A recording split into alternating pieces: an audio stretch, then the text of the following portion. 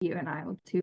Bear with me. I'm very much an intro to this, but so what initially drew you to start writing? Because I know you were so well versed in so many fields and you're an artist as well. And so what made you want to like get into publishing and actually have your work in like a book form? That's such a good question. I was very visual. I am very visual, as you know, and was not someone that really was a writer. I didn't think of myself that way, right? Like I could write, and people, I did when I did my undergrad. I had profs that said, you should really think about grad school. But I was into design. That was my passion, my life at that point. And I went on to be a designer with MAC Cosmetics. I had my own clothing line. And then when I became a teacher, right, I went back and started doing grad school. So I did my master's. And then I realized that I was actually pretty good at it. Like it wasn't just like people being nice and saying, you know, they weren't just like patting me on the back. Like I actually did have some aptitude for it, right? And so I started to run with it. And then the publication came, we'll get this, when we talk more about the subject matter of the books, but it was once I felt that I had information I wanted to share. That's what really led me to get into the publication side of it. Right. It's kind of finding that idea and being, I actually have something to say and It wasn't bring. just like, I want to write this. Then I felt like, you know what, people actually may need to hear this, right? Yeah, I think in the book you kind of mentioned that too, is seeing a gap in this information and saying, you know what, I can step in here. Absolutely. Like I wrote the first series of, they were essays at first and then they became a book because I wanted to read them, like I just was like looking for it and no one had written it. And I thought, okay, well, if I will write it because no one else has. I think that's a really good way to approach it because then you're not just adding to the noise in that sense. It's like much more valuable. If someone else had already done it, believe me, I would have been happy to have read it, right? And just Right. left it at that. So how do you decide on the topic? Is that kind of, I guess, relates to that first question? You just see what you want to learn about, or how Yeah, did it happened during COVID. I was locked up like an animal, like we all were for a while. And I talk about it in the introduction to the book that there were so many similarities in terms of what was going on sort of in zeitgeist in the culture at the moment. There was like this, all these weird stories about lab grown viruses. There was all this paranoia. There was all this very much a demonization of certain parts of the population. Like COVID, it was, largely Asian folks yeah. that were getting demonized. During the early AIDS era, it was definitely gay men. But it was so like, it was, and even the American representative for the government, Dr. Fauci, during COVID was also the exact same person who he did the same role during AIDS. So it was Right. like a weird twisted mirror in some ways. Yeah, and it's just so sad to see that it's not like it was just like the little man like starting these rumors. It was coming from people that we should be trusting with proper information, but in both cases, like society is really let down. Unfortunately, yeah. And it wasn't like grassroots. It was definitely being promoted from some very, large seats of social power, right? Yeah. You were talking about how the mirror image was kind of a trigger for you to want to share this information. Obviously, the AIDS is going to always be very prevalent and relevant, but you were talking primarily about when it started. Why do you think that talking about like the 90s and the 80s when this was like an issue is relevant to society today? That's a good question. It was relevant to me because I really hadn't wanted to talk about it, think about it, deal with it for 30 years, right? It was just, I was 20 years old in 1990. I was a kid, right?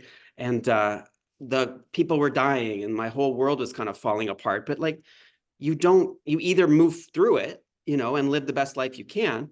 And I did that. And so I would be lying if I didn't say that a big part of doing the writing was therapeutic. Like I was finally able to tell those stories, and the fact that I was stuck in COVID. I mean, I I had time, right, and all these memories were coming back, and people, and So I was like, so I started to write it that way. It wasn't like there was never a book project to start with. It was literally like journaling, which became kind of article stuff because I'm an academic. I write articles, right?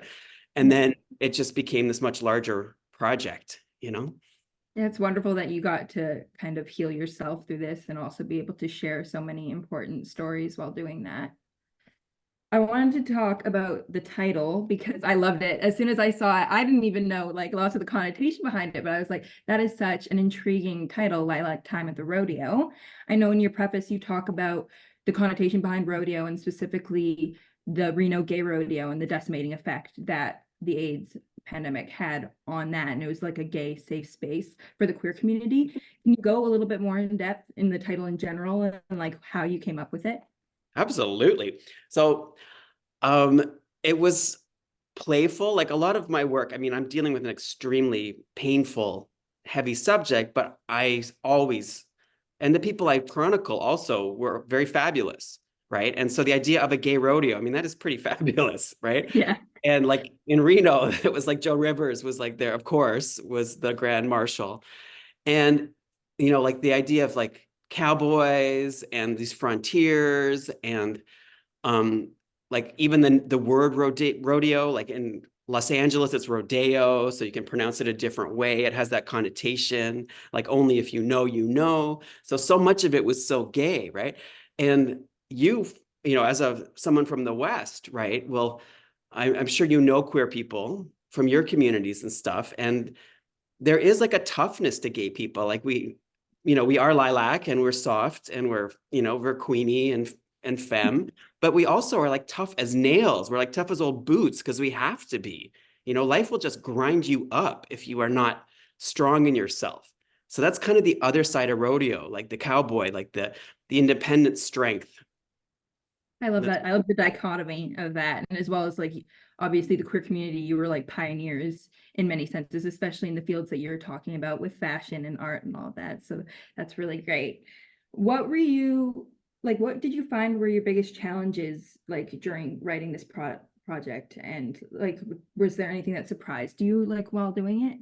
um I would say that it was I mean the challenge of any writing project, and this is not specifically queer writing, it's like, you know, you want to, you know, you have to write the book, right? Like you have to write it. I mean, my first of all, my challenge is with myself. It's like getting it done, right? Like you know, everyone has good ideas, but taking it to a point where it had enough polish that I could, you know, publish it or submit it to publishers, that was a challenge always with everything I do. You know, I have to get out of my own way.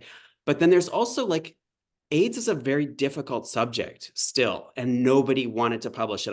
I had a, you know, I ended up publishing it through my art studio, my own studio, because the publisher who normally publishes my academic work, you know, my editor there tried, but we couldn't get it through peer review because, you know, the topic was kind of difficult. And then I had this kind of humorous playful side of it. So the academic peer reviewers were like, this is just way too weird. Like they didn't like it.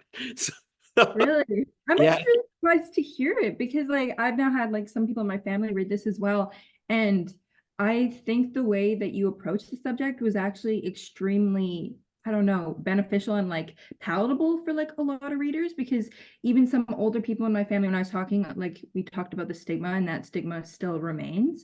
But I think this shows it from such a humanizing, genuine way that it's much easier to like read and relate to the community even if you're coming from an outside perspective. So that's really sad for me to hear that you couldn't get it through peer review because it's wonderful. I mean, hopefully even just through your studio a lot more people can read it and come into contact with it because I yeah, hope it's so. You know, like it's you know, the tone that I take in the book is a choice. It's an authorial position. But I wanted something campy. I wanted something that was gay, that really reflected who I was writing about. You know, I also was like finishing up a PhD at that point and had spent a couple of years because I did the master's and PhD back to back. So I was so grooved into academic writing where there are parts of yourself that just can't go into the writing. That's the way it is. I mean, I'm not complaining about it. Like you're writing, if I'm writing traditional history and like my Canadian fashion history stuff, you know, I don't really want to get campy in there because that's not really what it's about. But I did have like all this stuff that wanted to come out after like years, basically, probably about 4 years, 5 years at that point, of constantly writing really heavy academic stuff. I had all this other stuff that wanted to come out, and the project sort of aligned with that. It was Yeah. like, okay, I can write it the way I want because nobody wants to publish it anyway, right? Have some personality and you can kind of shine through, which, like I said, I thought was a really lovely tone to have in it. Countless talents obviously have been like lost to the AIDS virus, and then as well just the stigma that comes behind their diagnosis. How did you decide who to narrow it down to for this? I know you're going to have future projects, but for this specific book. For this one, it was Halston was the original, right? Because I mentioned the book, like this antipathy I had towards the whole Halston legacy. Like he kind of creeped me out, honestly, because the way he was presented in the media was just so ugh, when I was in my teens. It just really turned me off. So I had watched a couple documentaries, which I read about in the Halston chapter, and I did not think that they were really capturing not just Halston, but what I knew about disco and what I knew about pleasure and, that kind of, the disco era was really sexy and fun and stuff. And that ended up being, so I started to research Halston to find out more about that side of him. And it really, he could be funny. Like, yes, at the end, he was kind of a piece of work, but for most of his life, he was like really funny and campy and was sounded like a really interesting guy. So I kind of fell in love with him. And through that, I started to do, it started to come out like more and more. I was interested. And then there was like an article on Chester Weinberg, who I also write about, who I'd never heard of, but he ended up an educator at FIT. So that really resonated with me because, as you know, I love to teach. My number one priority is my students. And that was sort of how he ended up. He was a very influential professor. He taught like, I think Donna Karen, I think he taught Mark Jacobs. Like there's a lot of careers he really helped. And so writing about him that became very personal because it's painful that, that he's kind of been forgotten, right? Because his legacy is much larger, right? Yeah. And then also like there was the Fire Island connection because I like Fire Island. I like going to the beach, which is, for those that don't know, it's a gay beach community outside of New York City that's quite glamorous and fun. So all that came together with him. And then Way Bandy was like, I used to work in makeup. So like I was a designer with MAC Cosmetics. He was my third. I knew Way Bandy's work, but I really didn't know the person until I researched him. I love that that was like a personal exploration for you. And it also got to highlight these people that lots of us, like I hadn't heard, I've obviously heard of Halston, but yeah, I haven't heard of the other two either. So it was so fun to get to learn about them as well, which is obviously your goal. I know I've seen that you have future Lilac Time books planned. Who else can we maybe look forward to learning about in those books? Okay, so the book 2, which is going to be published very soon, is more around the Lower East Side, New York City art community. So book 1 was all fashion. Book 2 is much more around artists. And the first one is a trans woman named Marie Debris, who in the 70s was doing this really interesting performative kind of guerrilla, like Guerilla, performance theater, fashion stuff. Like Marie Debris would go into banks and these outlandish costumes and, like disrupt actual social spaces, which I thought was fascinating. So that's my first subject. Then there was David Wojnarowicz, who was a graffiti artist and really influential within his community. He's not as well known now, but he got targeted by these really right-wing religious groups because Wojnarowicz had received funding from the government, from the arts grants, and was in a show, a queer exhibition. And these like really nasty individuals went after him and sort of picked him out as someone to scapegoat, to kind of, go out to, as someone like to pin the whole, sometimes they'll find like a victim who really fits what they're looking for. And Wojnarowicz was someone who got absolutely like slammed by these really nasty individuals. And he was like living with full AIDS at that point, and he was fighting back. And for sure, it shortened his life. Like there's no doubt about it, because he was also a fighter. He was another one of my cowboys, because he was not someone you could push around, right? So he's my second subject. And then there was Martin Wong, who was another graffiti slash Lower East Side artist who did a lot of really lovely work. And so I wanted to focus on him as well. And then the whole theme of the book, I've started to sort of move into thematic kind of collections. And that one is really about family and place. Like there was a huge gentrification movement that happened in New York City, and where kind of slummy neighborhoods got cleaned up and were made nicer, right? So there's a very good book that chronicled this and identified the fact that it was a lot of gay men died and gave up these rent-controlled apartments. And so in the Lower East Side, in the West Village in New York, these really cool neighborhoods, the fact that there was such a quick turnover of so many apartments definitely propelled the gentrification, right? And then at the end, I kind of talk about how, we need artists and we need affordable places in cities where people can live and work if we want to have a dynamic, vital city. Right. Everything right now, it's turning very one tone, which is unfortunate. We need to bring back the kind of vivacity and creativity that you've known and loved. I'm really looking forward to reading that one. So hopefully we'll be able to get to see it soon, like you said.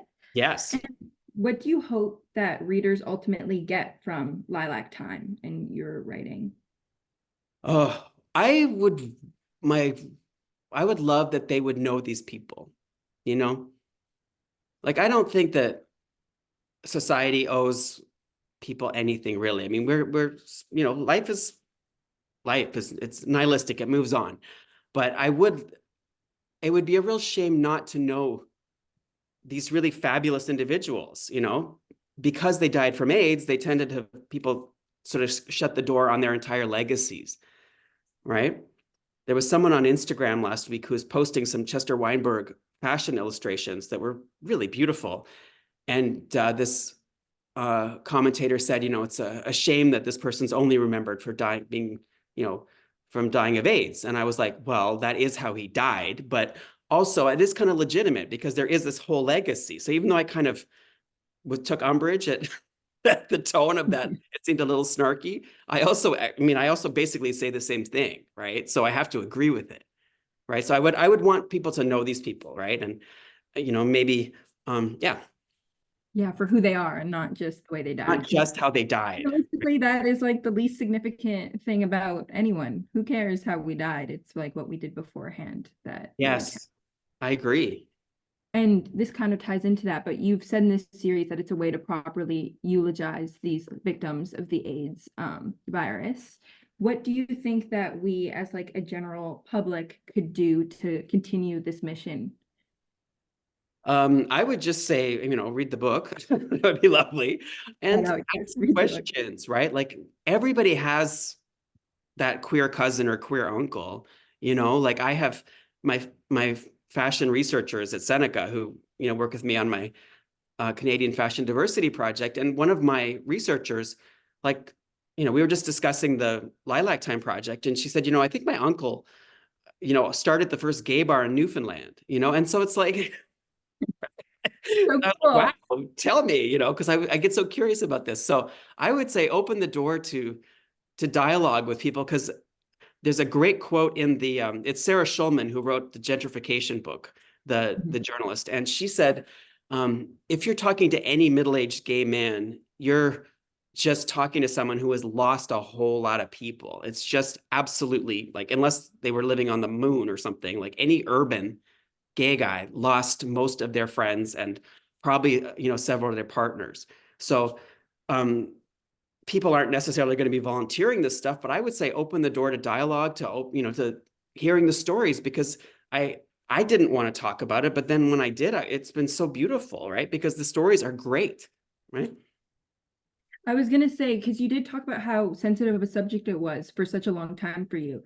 So as like someone who did not experience these things firsthand, do you think it's invasive for me to like try to open a discussion with someone that might not be at the level of healing and kind of communication that you are right now? I would say gentle, but as long as you approach it from a place of respect and curiosity. I can't imagine that people, and if they don't want to talk about it, they won't. They're gonna say, you know what, let's talk about something else, right? We're all adults, you're not Yeah. gonna, they were there, they know what happened. It's not a secret, right? But I think that I would imagine, I would love it. I love talking about it. I had this beautiful book launch a couple of weeks ago. I wish you were there. You have to I come. know I saw it on Instagram. I was like, "Ugh, if only Toronto wasn't a $800 flight I away." know. Oh, if I had some more money, I'd fly you in. It was so beautiful because it was like my mom was there, my friends, because I have a group of friends who are around my age who all went through the same thing I did. And, some of them have ended up in the book. I described their experiences. But then my students were there and some of my faculty were like my coworkers were there. It was a beautiful night. And I love the fact that the young folk like your age, were really into it. And this was like the queer or the straight, like they were, a nice mix. And everybody, people like a good story, and fashion people like a good, fabulous story. And these folks I write about were very fabulous, right? So it was a beautiful night. Yeah, I think it's just a book that could connect with so many people on so many different levels. So I'm so happy you wrote it and that it's going well for you so far. But yeah, that's all the questions that I have for you, unless there's something you would like to add. I think that was very thorough. You definitely, I got all the points I wanted to get out. And I'm delighted that, that you are now moving into journalism because I'm excited to see what you are going to produce. Thank you so much. I appreciate it. And also now just for my professor, we just need to get your pronouns, He which has, are he, I'm a or he, pardon me. I'm a he, a queer he. Perfect. Awesome. And then just the proper spelling for your name. I have it, but she's like, I need to have it for recording just in case. Absolutely. Mark, Joseph, Joseph, O'Connell, and I am a professor of fashion studies at Seneca Polytechnic in Toronto, Canada.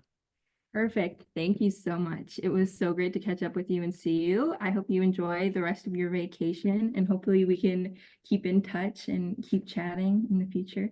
Absolutely. You got to tell me when you're going to write your book.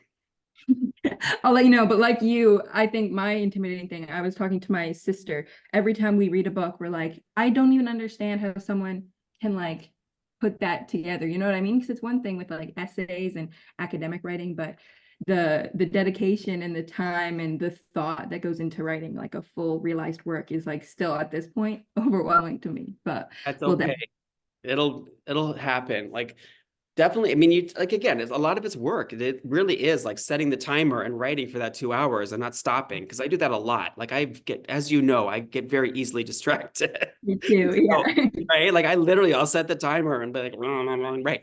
So, and also like a good book is, a series of good chapters, which are, a series of good paragraphs, which are all made up of good sentences. So just start with good sentences and good writing, and everything else, as long as you can write a good sentence and a good paragraph, everything else is just time. It'll build from there. Okay. Okay. One step at a time. Absolutely. The structure of a good chapter is very similar to an article, like an essay. It's just about it. It's like usually another 2,000 words longer, but that's pretty much it, right? Okay. Well, thank you Right. so much. We'll talk to you later. I'm so proud of you. All right, my dear. Bye-bye.